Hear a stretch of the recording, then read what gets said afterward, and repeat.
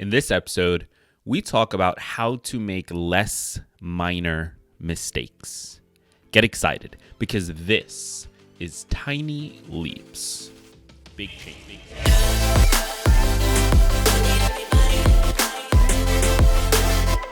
Welcome to another episode of Tiny Leaps.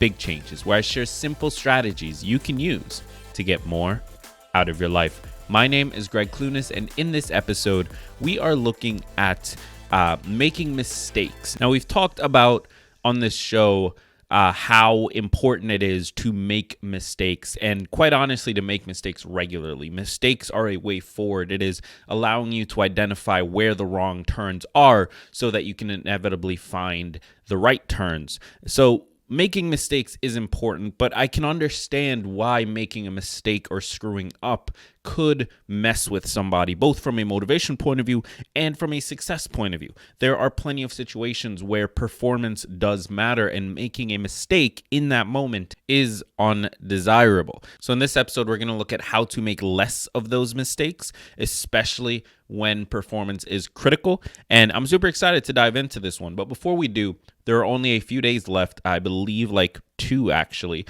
to enter for a chance to win one of 3 $50 Amazon gift cards. The giveaway ends in the end of January, so January 31st at 11:59 p.m. Eastern.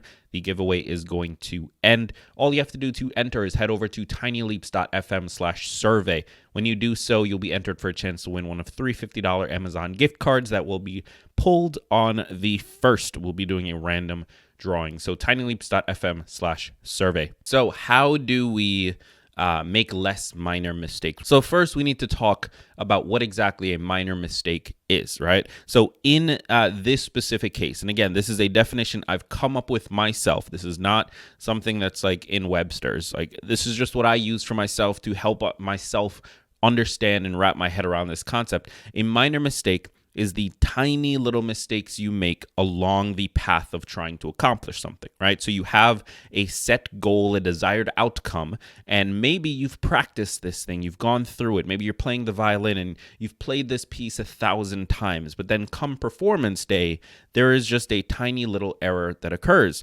Something just doesn't sound right. Something doesn't play right. Maybe you forgot to tune it properly. Maybe you forgot your bowstring. Maybe you miss a note. Maybe you add a note. Whatever it is, it's tiny, right? It's a small little mistake that can have a massive effect on the end result. It can create a deviation from the direction we are trying to go in. So obviously, it's important to try and make less and less of these mistakes, right? So how do we do that? Well, first, we have to understand why these mistakes happen, why it is that we tend to make these mistakes as we are trying to do something that probably we're very practiced in. To understand why, we need to look at a gentleman by the name of James Reason. James is a professor of psychology, and he's also the author of the book Human Contribution. I've linked to the book in the description if you want to read it. In the book, he talks about something called a strong habit intrusion. Now, this isn't his official definition, but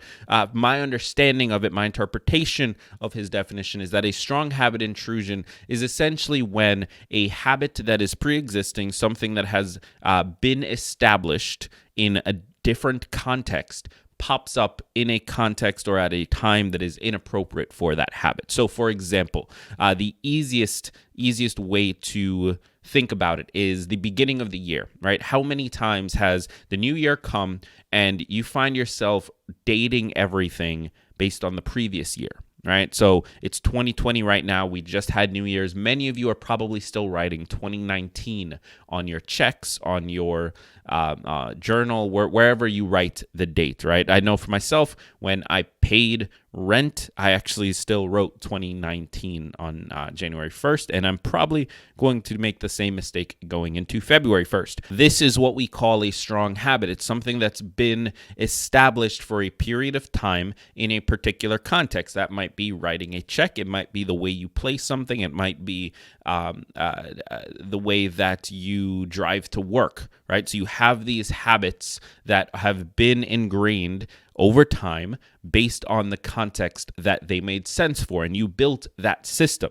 Now, when you change the context, when you change and remove yourself from that particular situation where it makes sense to have that routine in play, often you find yourself doing the same actions and following the same routine. Now, for example, and this is a personal example. So my mother lived in a house about 3 years ago for about a year, right? So she lived, her and my dad were renting, and they lived in this particular house. And she lived there for about a year, and then she moved. And where she moved to was a completely different location, different style of house, things like that, right? Now, I visited that first house, and they had the trash can to the side of the fridge. Then they moved, and in that new apartment, then she moved, and in the new apartment, the trash was underneath the sink.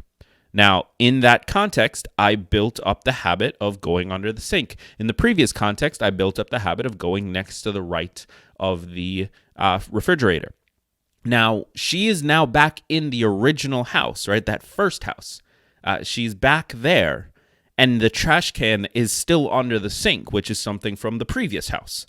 And I know this is getting a little hard to follow, but I still find myself every single time I visit her house going to the right of the fridge to put the trash away. Now, why is that? Because in that context, that specific house, I have a routine built of going to the right of the fridge, even though I have much more recently gone under the sink for the more recent house. For whatever reason, because I'm in this particular context, I'm still using the routine that was established 2 years ago. So that's an example of how these minor mistakes happen, right? Now, is that critical? No, but it does derail my entire goal, right? If my goal is to throw the trash away and I go to the right of the fridge, there's no trash can there, so I can't accomplish that goal. And this is the big issue with strong habit intrusions and minor mistakes, is simply that they make the goal much harder, if not impossible, to accomplish, even though they're very tiny, tiny mistakes. Now, when we get back, we're going to talk about a fairly simple strategy to actually fix this and to make less of those mistakes in your day-to-day life. So stick around for that. How would you feel if you saved an extra $1,500 this year without lifting a finger? That's exactly what Empower can help you do. It's really difficult to save as much money as we need to, because as soon as we get extra money, it gets spent. We do the best we can with our budgets and apps to track spending, but somehow it just still doesn't work. Well, there's an app for that. It's called Empower. That's EMPOWER. It's an awesome mobile app that makes saving and managing your money the easiest thing that you'll do all day. For starters, Empower has an automated savings feature. You simply tell the app your weekly savings target, and every day, Empower studies your income and spending and automatically knows when to move the right amount of money into your savings account, where you're less likely to spend it. It's called autosave. Just set it and forget it. And now you can stop Googling for answers to all of your finance questions. You can just text Empower's human coaches who give you personalized recommendations, and they're on standby to steer you through whatever financial challenge might come up in your life. If you want to save $1,500 more this year, you've got to check out the Empower app. Download Empower, that's EMPOWER, in the App Store or Play Store. Over 650,000 other people already have. And if you start today, listeners of this show actually have a special offer. You can get $5 for free, $5 when you use the offer code TINYLEAPS, and to reach your savings goal. So to claim that $5 offer, head over to empower.me/tinyleaps and use the offer code TINYLEAPS. Okay, we are back and we're talking about the effect of strong habit intrusions and how they cause minor mistakes in our day-to-day lives, and how those minor mistakes can make it harder for us to accomplish our goals. Now, this is a concept that James Reason talks about in his book, Human Contribution, and I highly recommend you pick it up, give it a read. I'm going to be buying it myself to read the full thing, but I'm super fascinated by this idea of minor mistakes and how pre-built, sort of pre-designed routines and strategies and concepts can intrude in our day-to-day lives, even when the context doesn't quite make sense for it, right? So how do we fix this? How do we make less minor mistakes so that we are more likely to accomplish the major goals that we have set? Well, the first thing is to identify the areas where it is most likely to happen, right? What are the areas where you have an established routine that might screw you up? One of them might be on your drive to work. So Rachel's mother, for example, she used to drive in one particular direction to her job, and her office has since moved, and now she has to drive a different direction. But she established a routine and a habit for driving in that one particular direction towards that particular office. Now, it's the same job, it's the same company, but the location has changed. Now, it's very likely if we were to look at the macro of her behavior over the course of, let's say, the first 3 to 5 months after the switch, we can pretty solidly identify that that is one area where mistakes might occur, where strong habit intrusion might become an issue. Why? Because she has an established pattern, an established routine around going to the office. And very often, when she gets in the car, she is likely to just follow that routine. And that might mean going to the wrong office. Again, it's a minor mistake, but it makes the goal nearly impossible to accomplish. Now, let's give a different example. If you are a musician and you are trying to practice a particular piece, you might find that you screw up at the same spots over and over and over again. You make the same mistakes over and over and over again. Why is that? Well, it's because you've built a routine and a habit around screwing up that spot. And so when you get to that spot, your fingers and your lips and your ability to play almost conspires against you to screw up that spot. Again, strong habit intrusion. You're trying to play it correctly. You're trying to accomplish this particular thing. But because of the context you're in, maybe you're in the same practice room, maybe it's the same time of day, maybe you're at the same part in your practice schedule when you are trying to play the tune. Because of all of the different contexts that align and create a similar circumstance to when you screwed it up in the past over and over and over again, you end up screwing up that same exact spot because you essentially just follow the same pattern. So you have to identify first, what are these spots where intrusions can happen? What are these spots where errors can occur? Then the second thing you need to do is to build safeguards into your process, right? So let's say that you are an office worker. You work in a 9 to 5 in a corporate building, and you have to do some boring data entry task fairly regularly in your job. So you've gotten very good at kind of just getting it done without really paying much attention because it's boring. It's not that interesting work, and it's fairly straightforward and easy. So you've built up this routine of how to get it done quickly and effectively and not really have to invest that much cognitive process into it.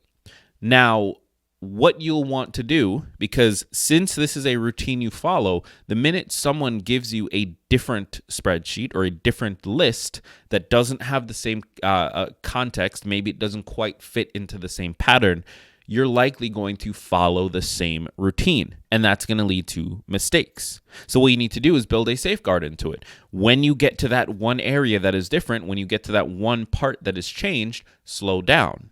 After you're done, get a superior or a friend or somebody to look over it with you. Have the second and third eyes, have the slower data entry aspect once you get to that changed piece, and always review your work. Those are safeguards. Those are 3 things that allow you to perform the task in sort of a routine, automated way and make the mistakes, but catch them before they actually cause any errors. Same thing with your drive to work. If you are similar to Rachel's mom and your office has changed locations and you need to switch up your routine of how you drive to work, build a safeguard into it. Get into the habit of checking the street sign at one particular spot. And that might allow you to catch yourself going in the wrong direction before you get too far. And another thing that you can try is to just change the context, because the routines and habits and processes that we've built around different specific things that we're trying to do are built around different contexts. So you always do this particular thing in this particular environment at this particular time.